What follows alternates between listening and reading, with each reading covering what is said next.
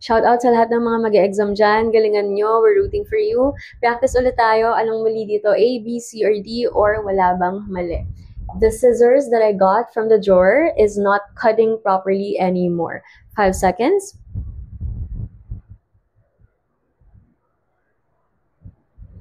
Ang tamang sagot, letter C, is not cutting. Yan ang mali dyan dahil sa maling subject-verb agreement. Alam mo bakit, di ba gunting? Isa lang yung gunting. So, dapat singular. So, tama lang yung is. Bakit siya mali?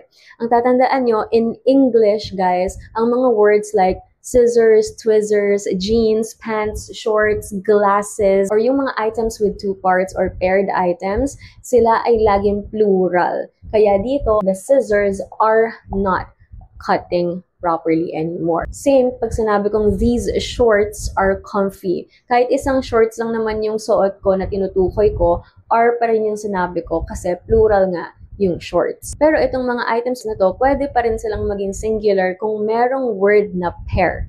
So halimbawa, sasabihin ko dito, the pair of scissors that I got, pwede nang is yon. This pair of shorts is comfy. Take note though na kapag plural na yung pair, pairs na siya, plural na rin yung agreement. Halimbawa, those pairs of shoes are lovely.